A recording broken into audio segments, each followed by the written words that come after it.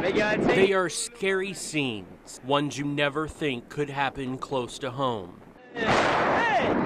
This is video of a train carrying a load full of crude oil, which derailed and exploded in July of 2013. It's a trend that is on the rise with fights over pipelines like the controversial Keystone XL pipeline.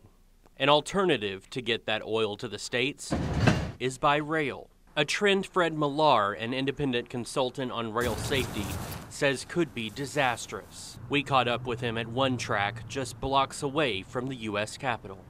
We have a potential here for mass casualties with a giant fire event.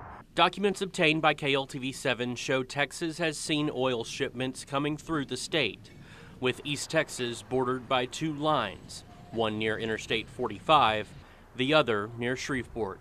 But just because crude isn't rolling down the tracks doesn't mean there's not a danger. A problem residents in Longview know about firsthand. Several cars derailed last month, forcing residents to evacuate. The fire marshal said, it was an extreme emergency. The cars were carrying liquefied petroleum gas, and it's just one of the many hazardous chemicals that travel through the heart of many East Texas cities every day.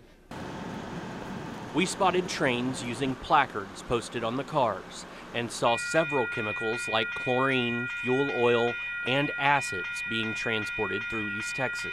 99% of rail cargo gets to its destination safely, but incidents over the past few years have rail line safety in the spotlight. It's a danger the city of Longview keeps in mind. We are aware there's multiple commodities going up and down the rails all hours of the day and night. Fire Marshal Johnny Zachary said the city understands the importance of these materials on the rails and even hosts one of two training schools in the country. It's a very necessary part of what we do as far as we demand these products, and those chemicals are required to manufacture them. So we are aware there are a multitude of hazards on the rail on any given day. The danger from last month's derailment was enough for Eddie Johnson to evacuate. Just do the math. When they suggest you get out, get out. It's just no use to staying there. Get out and live to see another day. The thing that saved this from being a larger problem?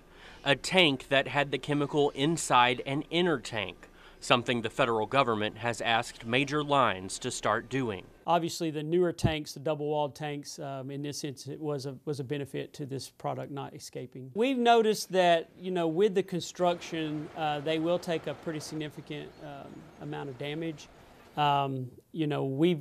Fortunately, this last derailment, the tank cars did exactly what they were supposed to do. They took the initial shock of the crash. A shock that many residents will not soon forget. Well, it's always now going to be stuck in the back of my mind. Now, that information that was required by the federal government for rail lines to report the amount of crude oil they are transporting will soon become confidential, meaning you won't know what's rolling by on the railways without checking the placard yourself.